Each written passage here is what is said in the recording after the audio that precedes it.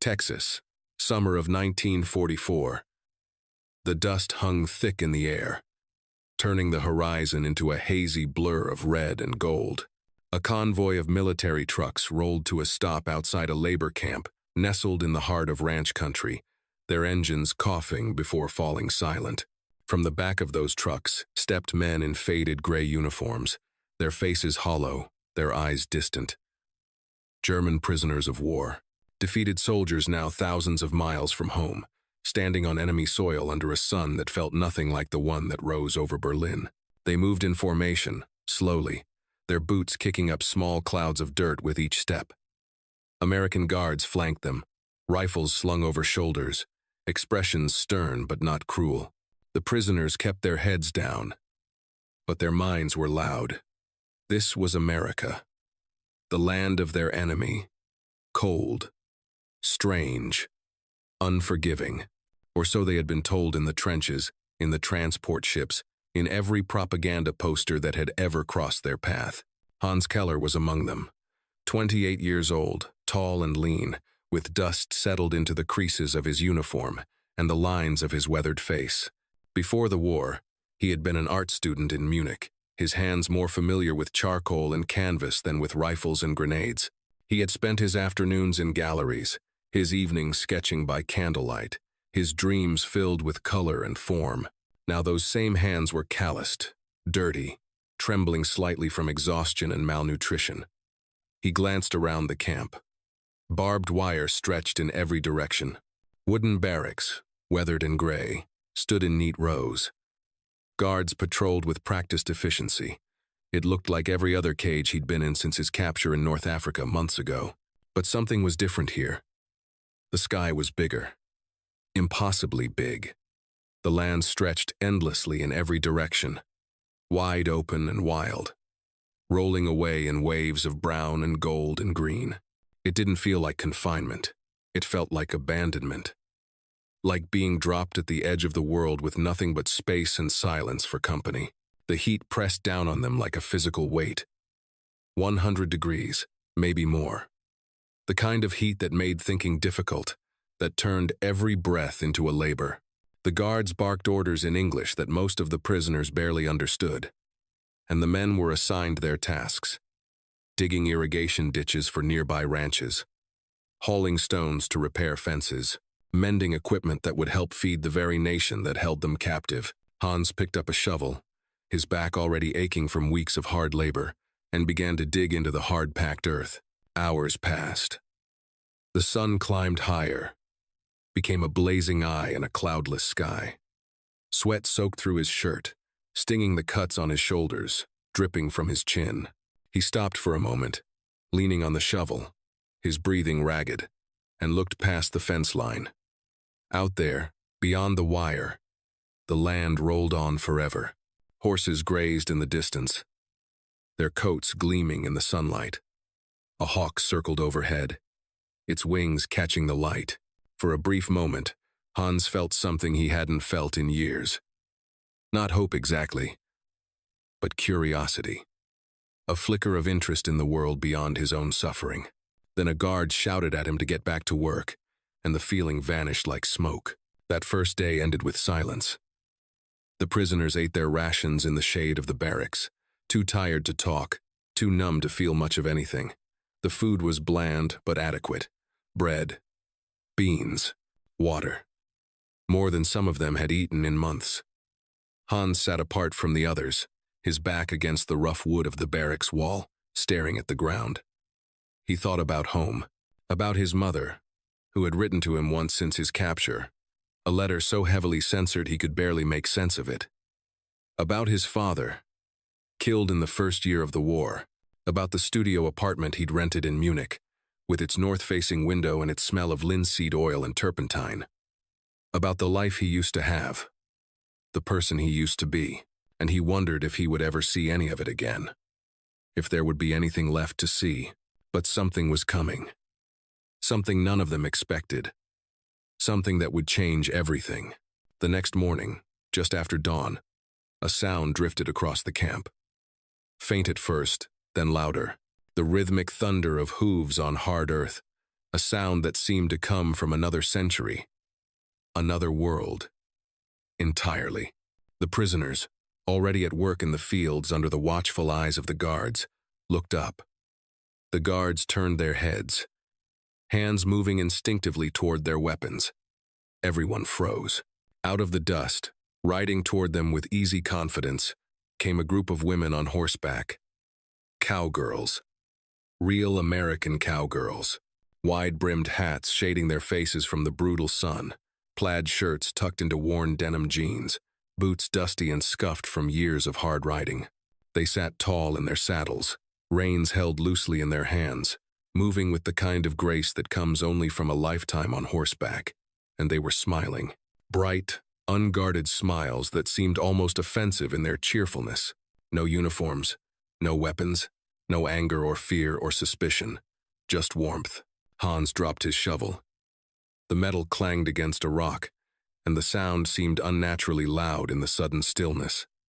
His mouth fell open. Around him, other prisoners stood motionless, staring as if they'd seen ghosts, as if the heat had finally driven them mad and this was some kind of mirage. This was not what war was supposed to look like. War was blood and mud and hatred. War was orders barked in harsh voices and the smell of death. War was not women on horses, carrying baskets and smiling. The cowgirls dismounted near the fence with practiced ease, their movements fluid and confident. They were laughing among themselves, unbothered by the armed soldiers or the rows of prisoners watching them with wide, uncomprehending eyes. One of them, a young woman with auburn hair tied back in a loose braid, pulled a large woven basket from her saddlebag. Inside were apples, their skins bright red and impossibly fresh. Fresh bread wrapped in clean cloth, jars of cold water, condensation beating on the glass, catching the light like diamonds. She walked right up to the fence, her boots kicking up small puffs of dust with each step, and looked directly at the nearest prisoner. A young man, no more than 20, with hollow cheeks and frightened eyes. She smiled at him, and it was the kind of smile that reached her eyes, that transformed her entire face. Her voice was clear and friendly, with a soft Texas drawl that turned every word into something musical, something almost hypnotic. "Welcome to Texas, boys. Y'all look thirsty." Hans blinked. He didn't understand all the words. His English was limited to a handful of phrases learned in school years ago, half forgotten now. But he understood the tone. It wasn't mockery. It wasn't pity. It wasn't the careful neutrality of a guard doing his duty. It was kindness. Simple, uncomplicated kindness. The kind he'd almost forgotten existed. Another cowgirl, younger, probably no more than 19 or 20, with freckles across her nose and bright blue eyes, stepped forward. She looked nervous but determined. And when she spoke, her words came out in halting, badly accented German. "Guten Tag. Wie geht es Ihnen?" The prisoners exchanged glances. Several of them took involuntary steps backward, as if afraid this might be some kind of trick, some new form of psychological torture. One of them, a man named Otto with graying hair and a long scar above his left eyebrow, a veteran of the Eastern Front who had seen things no man should see, muttered under his breath in German, "Is this real? Are we dreaming?" A guard approached the women, his hand resting on his belt near his sidearm, but he didn't seem angry, just cautious, uncertain how to handle this unprecedented situation. One of the cowgirls, clearly the leader of the group, a woman in her 30s with sun-weathered skin and laugh lines around her eyes, tipped her hat at him in a gesture that was both respectful and subtly mocking. "Morning, Lieutenant. We got permission from Colonel Harris to bring some refreshments to these boys. They look like they could use it."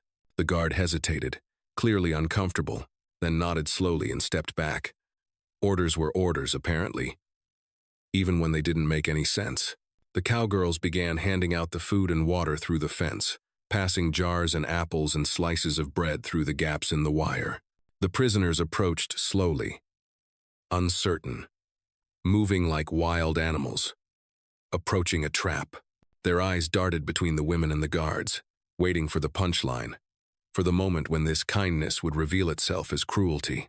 But when Hans took a jar of cold water from the auburn-haired woman, when her fingers brushed his and she smiled at him again. Something inside him cracked open, a wall he'd built around his heart, brick by brick, over months and years of war.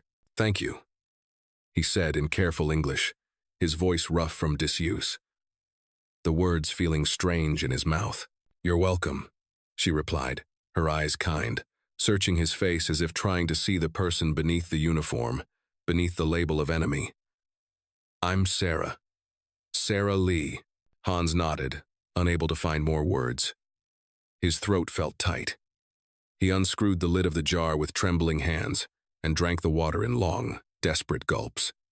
It was cold. Actually cold, and it tasted like mercy, like forgiveness, like every good thing he'd lost and thought he'd never find again.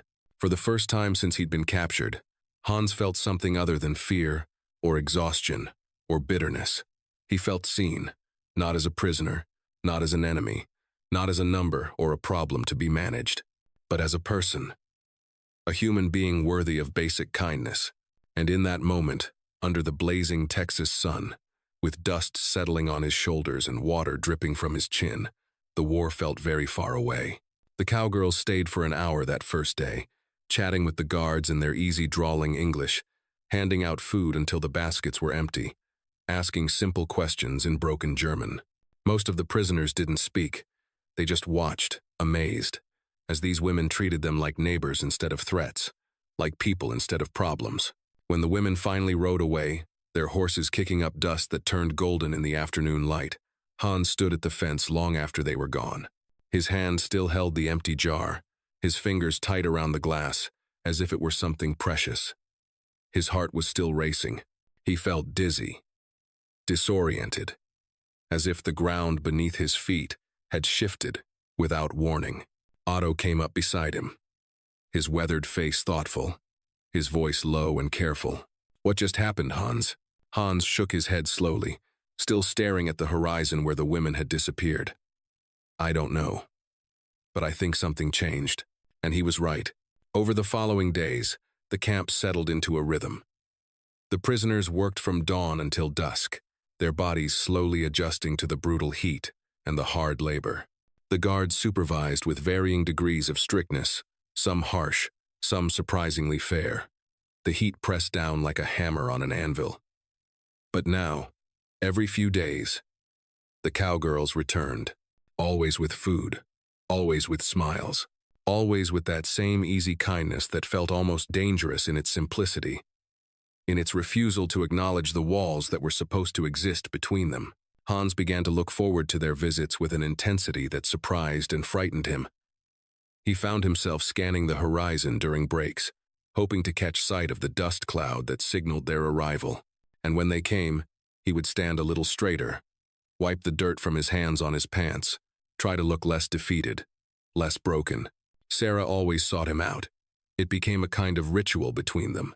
She would stand on her side of the fence, he on his, and they would talk in their broken mixture of English and German, supplemented with hand gestures and drawings in the dust.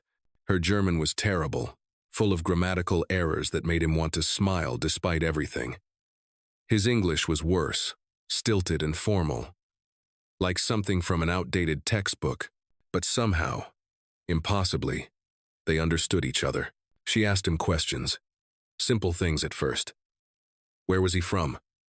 What did he do before the war? Did he have family? And he answered, haltingly.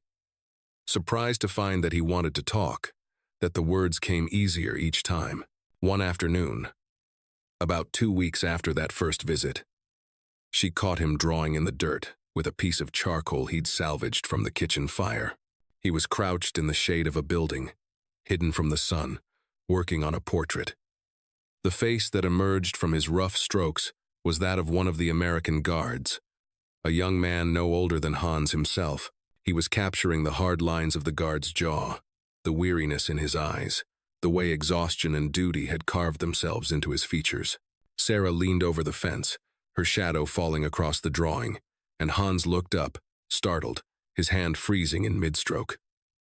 For a moment, he was afraid she would think it was some kind of threat, some act of defiance.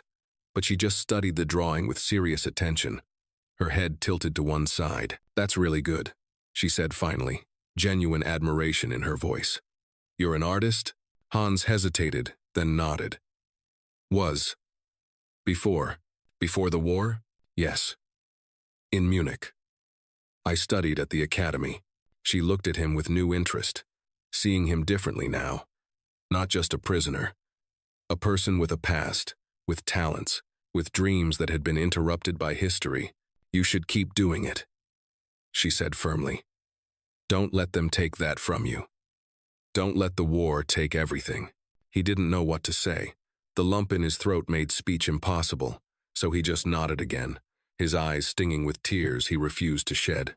As she turned to leave, joining the other cowgirls who were preparing to ride out, she pulled something from her pocket. A red bandana, faded and worn soft from years of use, the color still vibrant against her sun-browned hand. She folded it carefully, almost ceremonially, and pushed it through a gap in the fence. "For you," she said simply, "so you remember there's still color in the world." Hans took it, his fingers brushing hers for just a second. The contact was electric, sending a shock through his entire body. It was the first gentle touch he'd received in years, the first gesture of kindness that came with no strings attached, no expectation of anything in return. That night, lying on his narrow bunk in the suffocating heat of the barracks, Hans tied the bandana around his wrist and stared at it until the lights went out. The red seemed to glow in the darkness, a small beacon of something he couldn't quite name. It felt like a promise, a fragile, impossible promise that maybe, just maybe, the world wasn't entirely broken, that kindness still existed, that he was still capable of feeling something other than despair. The other prisoners noticed the change in him. Otto nudged him during dinner one evening, jerking his chin toward the red cloth tied around Hans's wrist. "You're smiling, Hans. Haven't seen that in a long time. Since before we shipped out, I think." Hans touched the bandana with his other hand, his fingers gentle on the soft fabric. "She gave me this." Otto raised an eyebrow, his expression a mixture of amusement and concern. "The cowgirl? The one with the red hair?" "Auburn," Hans corrected without thinking, then felt his face flush. Otto's expression grew more serious. "Be careful, my friend. You're still a prisoner. She's still American. This can't end well." "I know," Hans said quietly, his voice barely audible over the murmur of conversation around them. "But for a few minutes each week, I forget. I forget about the war, about being a prisoner, about everything that brought us here, and that feels like the most precious thing in the world." Otto was quiet for a long moment, studying his friend's face. Then he sighed and clapped Hans on the shoulder. "Then hold on to it while you can. God knows we need something to hold on to." And in that moment, Otto realized something that chilled him, despite the heat. The most dangerous thing in war isn't hatred, it's hope. Because when you start to forget you're supposed to be enemies, when you start to see the humanity in the other side, everything becomes complicated. The clear lines blur, the certainty wavers, and you're left standing in the middle, unsure which side you belong to anymore. 2 weeks later, Sarah arrived with news that sent a ripple of excitement through the camp. The camp commander, Colonel Harris, a career military man with a surprisingly soft heart, had given permission for something unusual. Unprecedented, really. A picnic. Right there, in the camp. For the prisoners and the local ranchers' families. A goodwill event, he called it. A way to show the locals that their tax dollars were being used humanely, that the prisoners were being treated according to the Geneva Convention. The prisoners didn't believe it until they saw the preparations. Tables being set up in the shade of the largest building. Checkered cloth spread across them. Bright and cheerful. Baskets of food arriving in wagons. And when the cowgirls rode in the next afternoon, a Saturday when the work schedule was lighter, they brought guitars, harmonicas, and enough apple pie to feed a small army. For a few hours, the barbed wire seemed to disappear. American families sat on blankets spread across the dusty ground, their children running nearby, shrieking with laughter, playing games that transcended language barriers. The prisoners, wary at first, began to relax as the afternoon wore on. Someone played music, a guitar picking out a melody that might have been country or might have been folk. Someone else told a joke in broken English, and when the Americans laughed, the Germans laughed too, even though half of them didn't understand the words. Laughter, tentative and strange at first, began to fill the air like birdsong. Hans sat on the ground near Sarah, his back against a fence post, a slice of pie on a tin plate in front of him. The crust was golden and flaky, the apples inside sweet and tart and cinnamon spiced. He hadn't tasted anything this good in years. In forever, maybe. "This is apple pie," Sarah said, grinning at his expression of near-religious ecstasy. "Most American thing there is. More American than baseball or fireworks or the Statue of Liberty." Hans took another bite, closing his eyes, savoring every molecule of flavor. "It's perfect," he said reverently. "Like something from a dream." Sarah laughed, and the sound was like music. "Wait until you try my mama's pecan pie. This is nothing." Across the yard, Otto was talking to an older rancher, a man with a weathered face and kind eyes. Their hands moved constantly as they tried to communicate despite the language barrier, acting out their meanings with elaborate gestures. The rancher was showing Otto pictures of his cattle, explaining something about breeding or disease or the price of beef. Otto nodded seriously, asking questions in German that the rancher couldn't understand but somehow seemed to answer anyway. A young American boy, no more than 6 or 7, kicked a ball toward one of the German prisoners, a young man named Friedrich, who had been a schoolteacher before the war. Friedrich looked startled, then smiled and kicked it back. The boy laughed and kicked it again.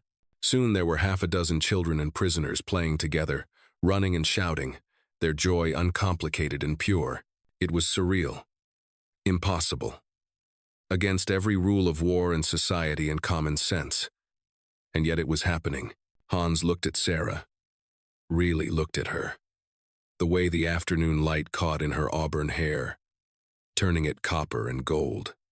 The freckles across her nose. The laugh lines around her eyes. The way she held herself, confident and easy in her own skin. "Why are you doing this?" he asked suddenly, needing to understand. "Why are you being kind to us? We're the enemy. We're Germans.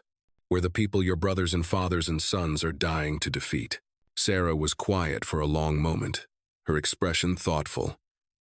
She picked up a blade of grass and twisted it between her fingers, watching it catch the light. "Because you're people," she said finally, her voice soft but firm. "And people deserve kindness, even in war. Maybe especially in war. My brother is over there, you know, in Europe, fighting. And I think about him every day. I pray he's safe. I pray that if he gets captured, if he becomes a prisoner, someone will be kind to him. Someone will remember that he's a person, not just a uniform. So how can I do any less for you?" Hans felt tears prickling at the corners of his eyes. He wanted to tell her what it meant to him, what it meant to all of them, how her kindness had given them something to live for, something to hold on to in the darkness. But the words wouldn't come. They felt too big, too overwhelming to force past the tightness in his throat. So instead, he reached into his pocket and pulled out a folded piece of paper. He'd been working on it for days, drawing in secret during the quiet hours of evening, when the light was soft and golden, stealing moments when he should have been sleeping. His fingers had cramped from holding the precious stub of charcoal, but he'd persisted, driven by a need to create something, to give something back. He handed it to her, his hand shaking slightly. Sarah unfolded it carefully, and her breath caught audibly. Her eyes went wide, then filled with tears that she didn't bother to hide. It was a portrait of her. Not just her face, but her entire being captured in shades of black and gray. She was on horseback, her body moving with the horse's rhythm, her hat tipped back, sunlight streaming around her like a halo. Her smile was radiant, transforming her face with joy. Behind her, rendered in soft, careful strokes, were the other cowgirls riding through the dust, their forms slightly blurred by distance and movement, and in the background, barely visible but unmistakably present, were the silhouettes of prisoners watching, their faces filled with something like hope, like wonder, like gratitude.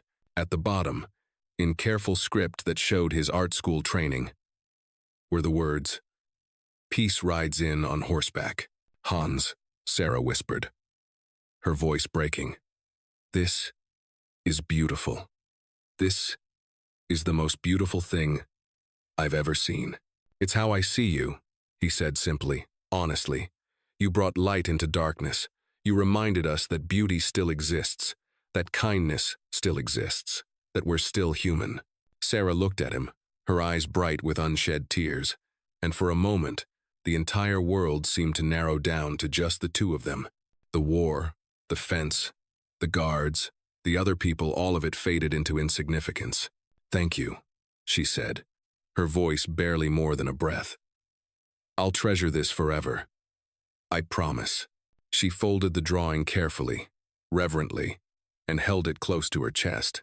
Later that evening, after the picnic had ended and the families had gone home and the prisoners had returned to their barracks, Sarah would take that drawing to the camp commander's office. She would knock on his door and show him what Hans had created.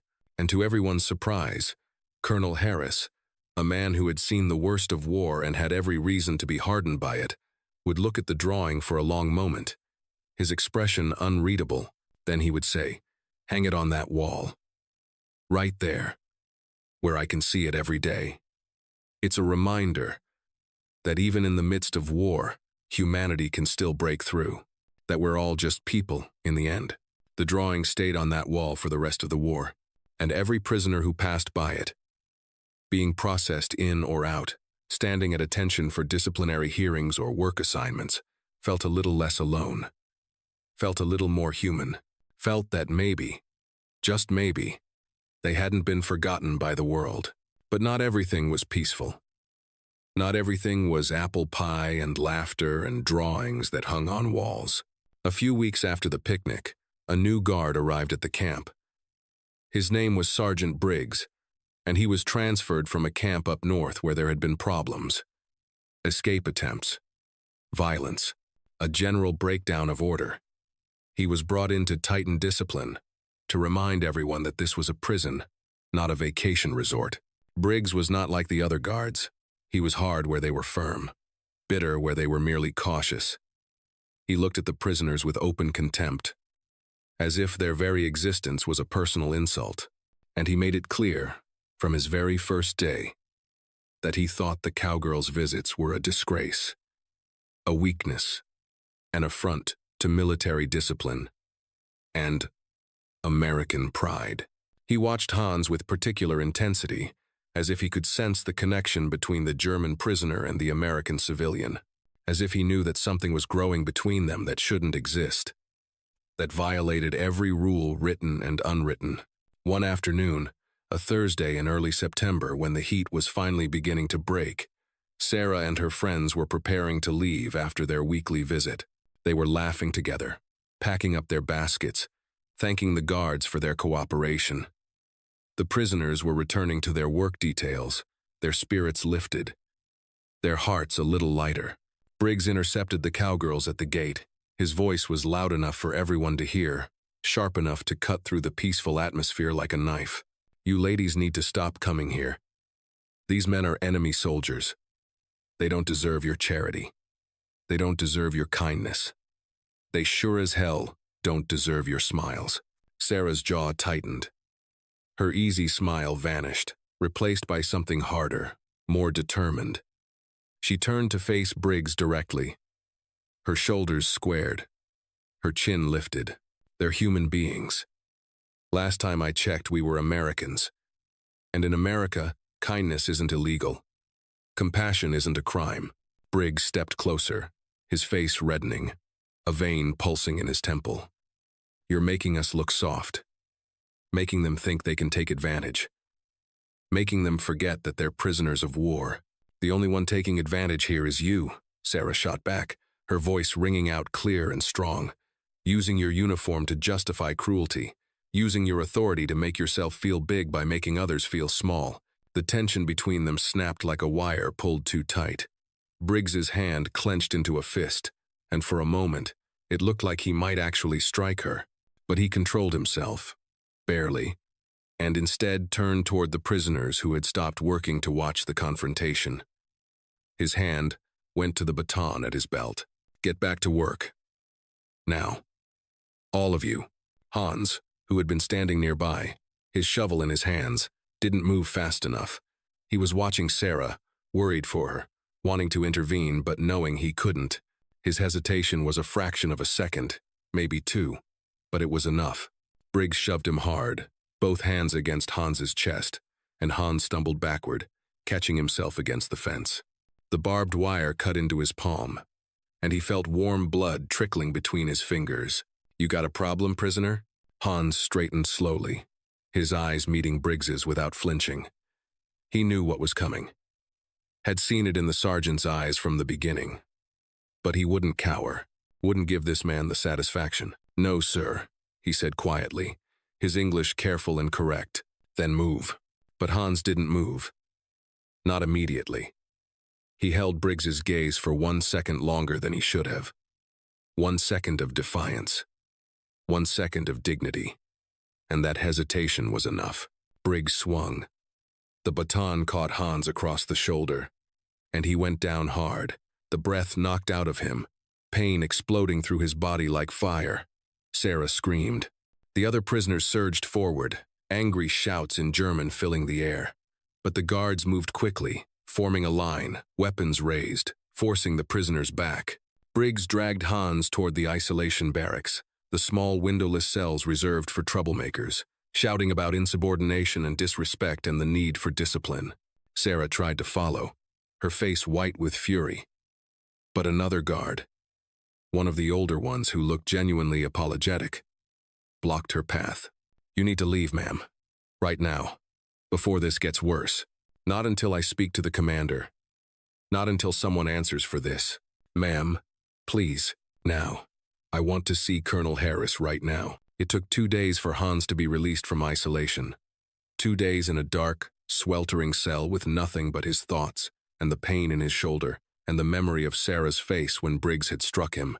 2 days with no food except bread and water passed through a slot in the door. 2 days of wondering if he'd made a terrible mistake, if his moment of defiance had destroyed everything. When he finally stepped back into the sunlight, being led out by a guard who wouldn't meet his eyes, his face was gaunt, his eyes hollow, his lips cracked from dehydration. He blinked in the brightness, disoriented, weak. But Sarah was waiting. She'd fought for him. Fought harder than anyone had fought for him in his entire life. She'd demanded a meeting with Colonel Harris and refused to leave his office until he'd listened to her. She'd threatened to go to the newspapers, to write letters to congressmen, to make noise that would embarrass the military and force an investigation.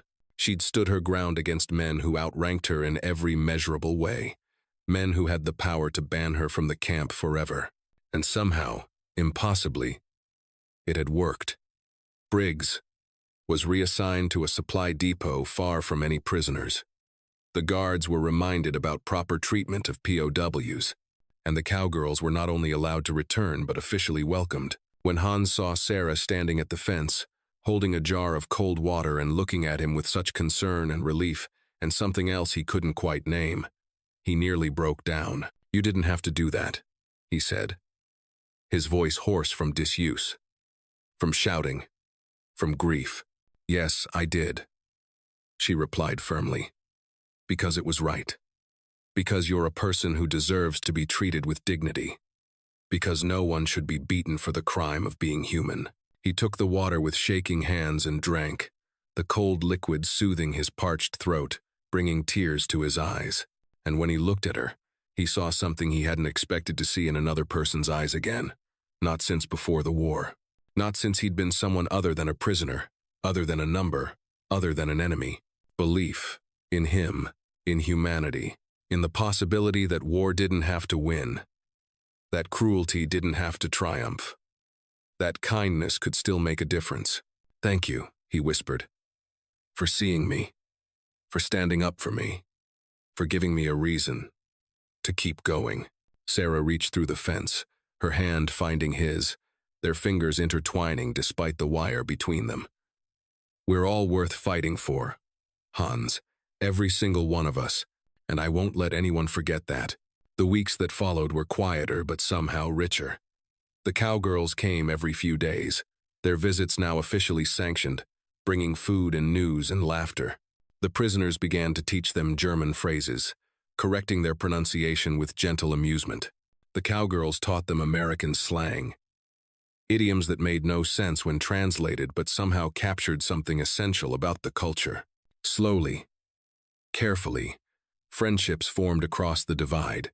Otto befriended an older rancher named Bill, and they would sit for hours attempting conversation, their faces animated, their hands moving constantly. Friedrich, the former teacher, started giving informal English lessons to the other prisoners, and some of the guards would listen in, occasionally offering corrections or suggestions. Hans continued to draw. He filled pages with sketches of the camp, the landscape, the people, the endless sky, the horses in the distance, the way sunlight turned, the dust golden, the faces of his fellow prisoners, each line capturing their humanity, their individuality, their stories, and every drawing he gave to Sarah, she kept. She started a portfolio, carefully preserved, each piece marked with the date and a brief note about the circumstances. She knew even then that these were important, that they were a record of something that mattered, something that needed to be remembered.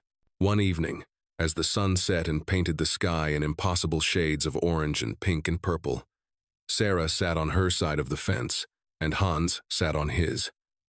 They didn't say much. They didn't need to.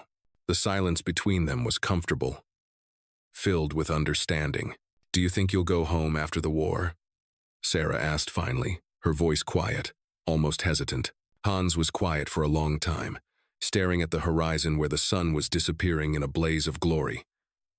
"I don't know if there's a home to go back to," my mother writes. But the letters are short, heavily censored. Between the lines, I can read the truth. The city is being bombed. The buildings are rubble. Everything is being destroyed.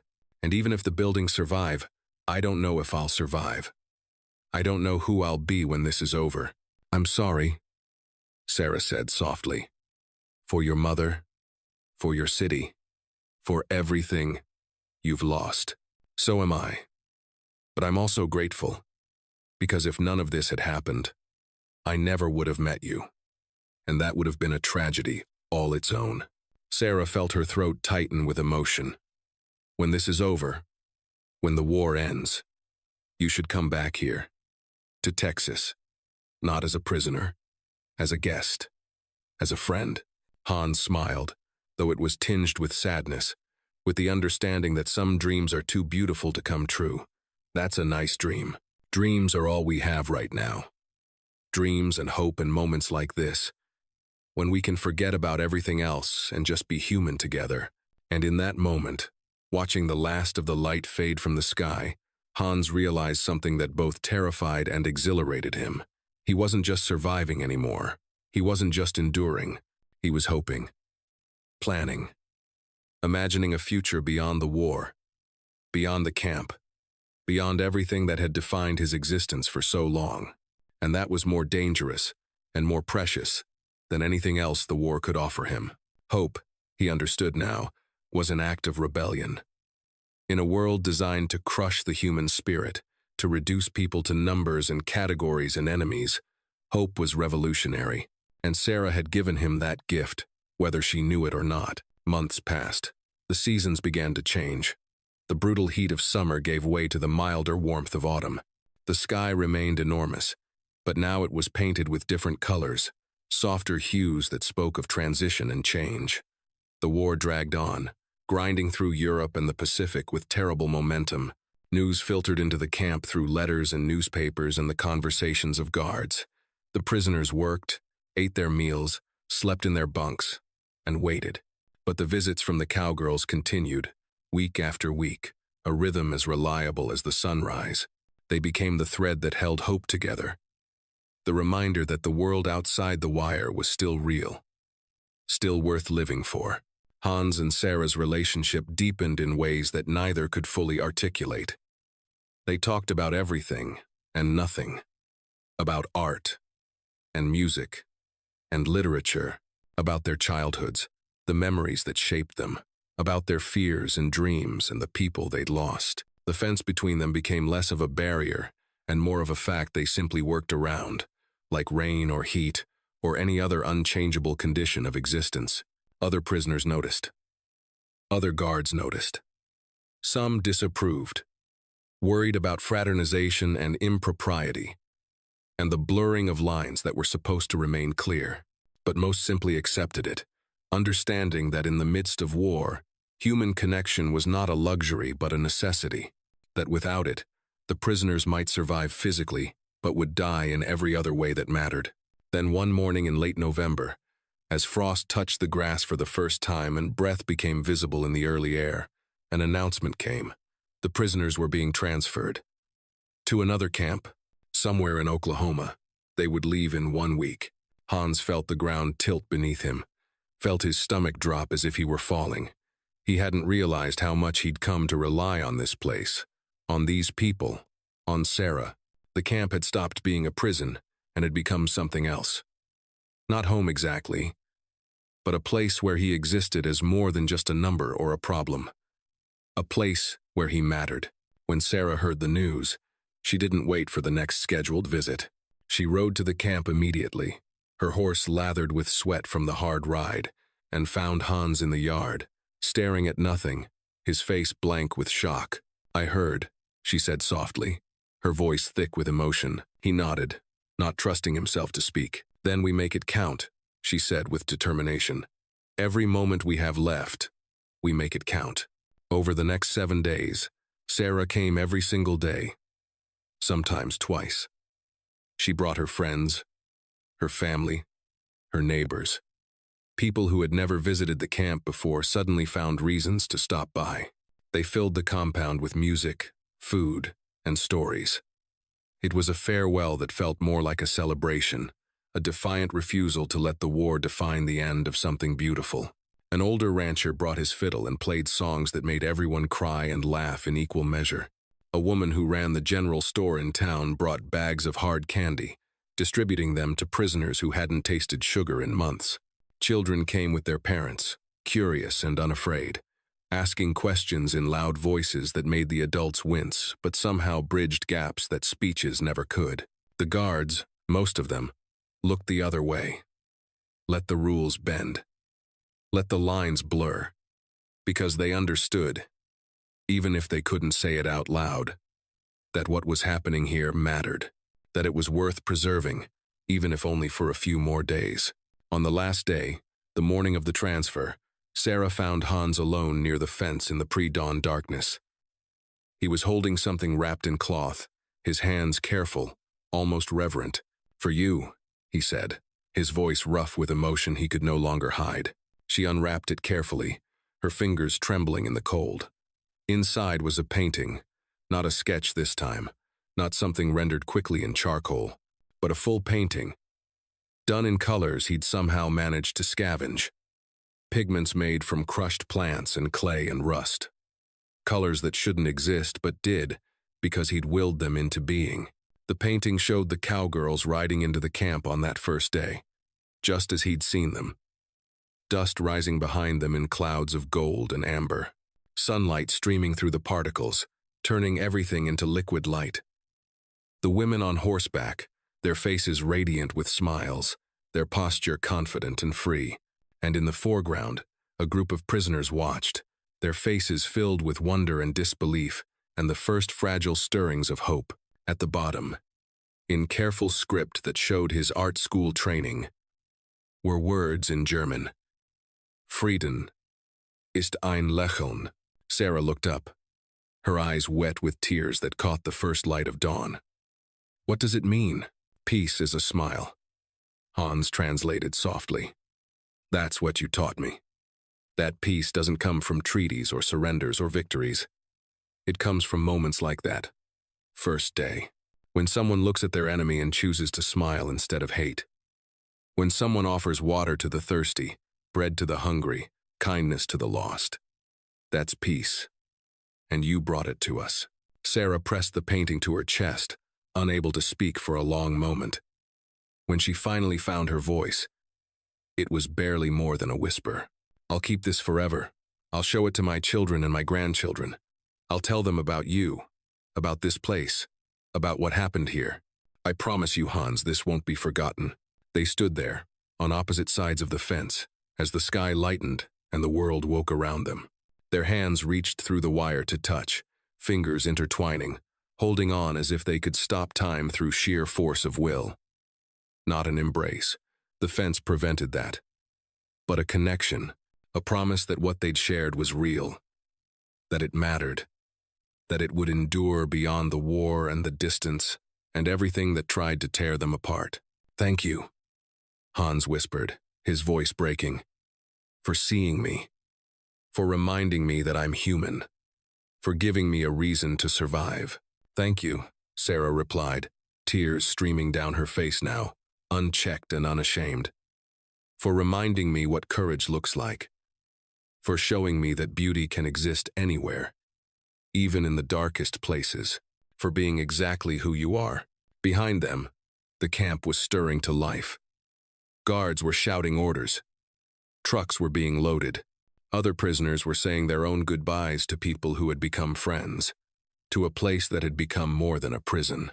When the trucks finally rolled out an hour later, Hans sat in the back with Otto and Friedrich and the others, watching through the open canvas as Texas receded behind them.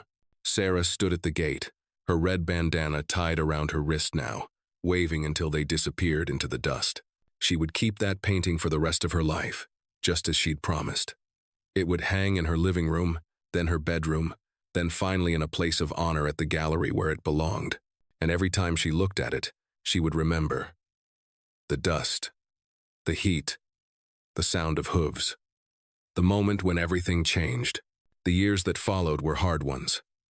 The war ended, finally, leaving Europe in ruins and millions dead. Hans was released from the Oklahoma camp in 1946, processed through a series of bureaucratic procedures that seemed designed to erase his identity rather than restore it. He was given a train ticket back to New York, a small amount of cash, and papers that identified him as a former enemy combatant. He made his way back to Germany, back to Munich, and found his mother alive but aged beyond her years. The city he'd known was gone, replaced by rubble and empty spaces where buildings had once stood. The art academy where he'd studied was destroyed. His studio apartment was a crater. Everything he'd left behind was ash, but he still had his hands, he still had his eyes, he still had the ability to create beauty from nothing, and he still had the red bandana Sarah had given him, preserved carefully through months of transfers and releases and the long journey home. He started over, slowly, painfully, working odd jobs during the day and painting at night in a tiny room he rented above a bakery. His work was different now, darker in some ways but also more hopeful. He painted scenes of war and peace, of destruction and rebuilding, of enemies becoming friends. And always, somewhere in each painting, there was a figure on horseback, a woman riding through dust with a smile on her face. His work began to attract attention, first locally, then nationally, then internationally. Critics called it powerful, moving, transcendent. They said his paintings captured something essential about the human experience, about our capacity for both cruelty and kindness, about the choice we make every day between hatred and love. But Hans knew the truth. He wasn't painting abstractions or philosophies. He was painting memory. He was painting Sarah. He was painting Texas and dust and the moment when his life changed forever. In 1952, he received a letter. It had been forwarded through several addresses, chasing him across Germany as his reputation grew. The handwriting on the envelope was careful and feminine, the return address somewhere in Texas he'd never heard of. Inside was a single page. Dear Hans, I don't know if this will reach you. I don't even know if you're still alive, but I had to try. I wanted you to know that I think of you often, that I kept my promise. The painting hangs in my home, and everyone who sees it asks about the story behind it. I tell them about a camp in Texas and a group of German prisoners and the summer when we all learned what peace really means. I hope you're well. I hope you're still creating beauty. I hope life has been kind to you. If you ever find yourself in Texas again, you know where to find me. Your friend always, Sarah. Hans read that letter 50 times, 100 times. He kept it folded in his wallet, the paper growing soft and fragile from handling. And he made a decision. He would go back. Not right away. He wasn't ready yet. But someday, when his work was established enough, when he had saved enough money, when he felt worthy of stepping back into that chapter of his life, he would return to Texas and find Sarah and show her what her kindness had created. It took 23 more years.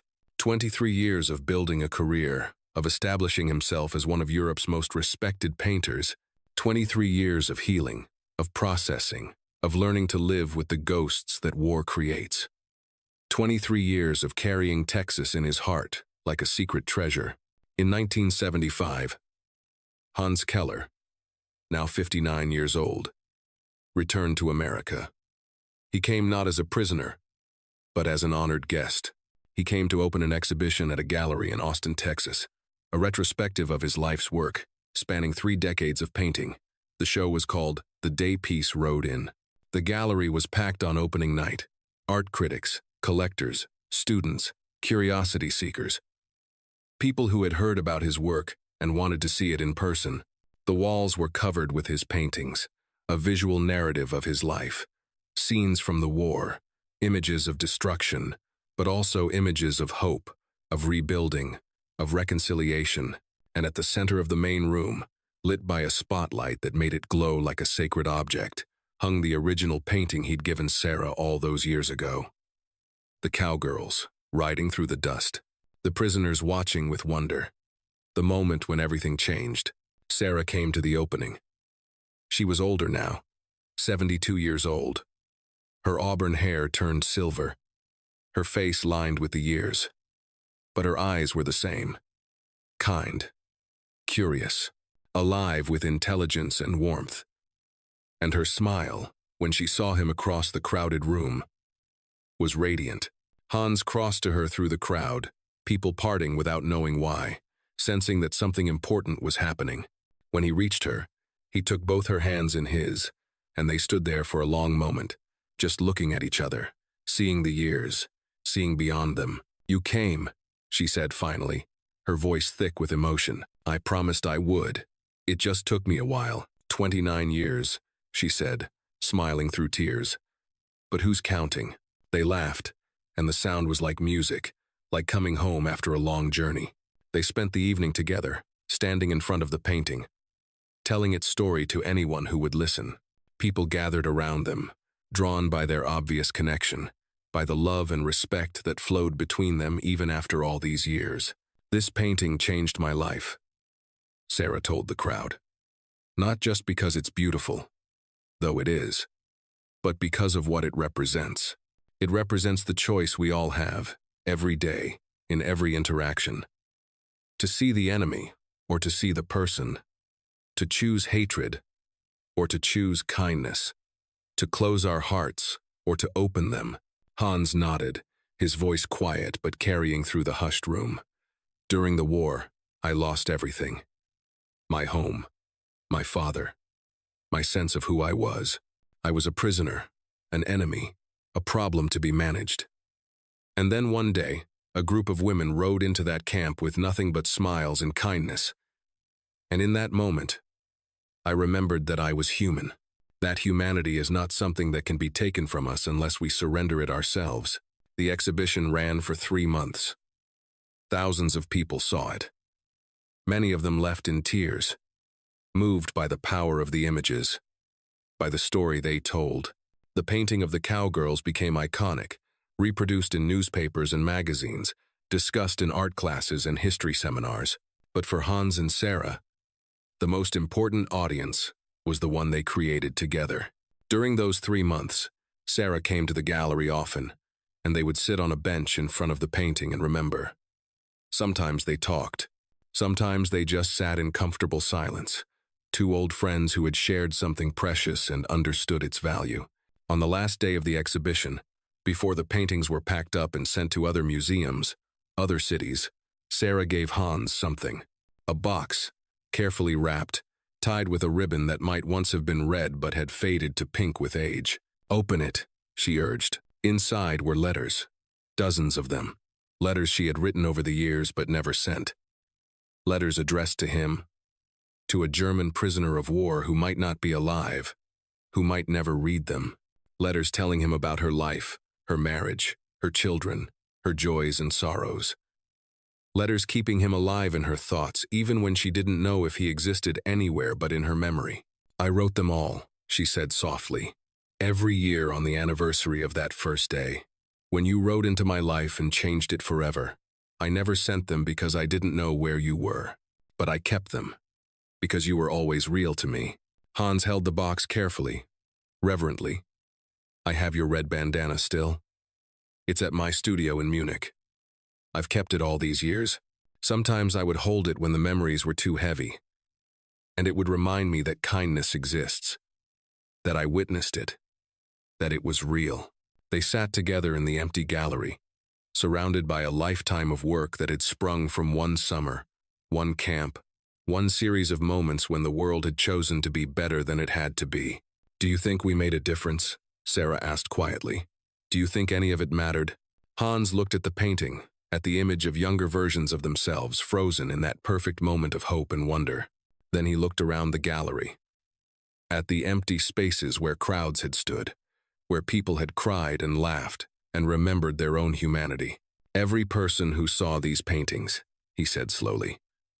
"Every person who heard our story and chose to be a little kinder, a little more compassionate, a little more willing to see the human in the enemy. Yes, we made a difference. Maybe not a big one. Maybe not enough to stop all wars or end all hatred. But enough. Enough to matter." Sarah nodded, leaning her head against his shoulder in a gesture of friendship and trust that transcended decades and distance and everything that had tried to keep them apart. "Peace is a smile," she murmured, repeating the words he'd written all those years ago. "And it starts with one person," Hans replied. "One choice. One moment of courage when we decide to be kind instead of cruel. You taught me that. You and the other women who rode into that camp when you didn't have to. When it would have been easier to stay away. When every rule said you should treat us as enemies." They sat until the gallery closed, until the staff began turning off lights and locking doors. And when Hans finally walked Sarah to her car, when he hugged her goodbye, he felt a sense of peace he'd been searching for his entire life. The story could have ended there, with two old friends, reconciled by time and memory, standing in a parking lot in Texas under a sky full of stars. But stories like this never really end. They ripple outward, touching lives in ways we can never fully measure or understand. The exhibition traveled to New York, to Los Angeles, to London and Paris and Berlin. Millions of people saw Hans's work. Many of them were moved to tears by the painting of the Cowgirls, by the story behind it. Some of them wrote letters to Hans, telling him how the painting had changed them, had made them think differently about enemies and forgiveness and the power of simple kindness. A documentary filmmaker made a movie about Hans and Sarah's story. It won awards, was shown in schools, became part of the cultural conversation about war and peace and reconciliation. Young artists cited Hans as an inspiration, trying to capture in their own work the same balance of darkness and light, despair and hope that characterized his paintings. Sarah became something of a local celebrity in Texas. She gave talks at schools and churches and community centers, always bringing a copy of the painting with her. Always telling the story of that summer when a group of cowgirls decided to be kind to prisoners of war. It wasn't heroic, she would tell her audiences. It wasn't dramatic. We just brought some food and water to people who looked thirsty. We just smiled at people who looked sad. That's all. But that's everything. Because that's what it means to be human. To see suffering and respond with compassion. To see an enemy and choose to see a person instead. Hans continued to paint until his hands could no longer hold a brush steady. His later works grew simpler, more abstract, but they all carried the same themes. connection, hope, the resilience of the human spirit, the choice between hatred and love that we face every moment of every day.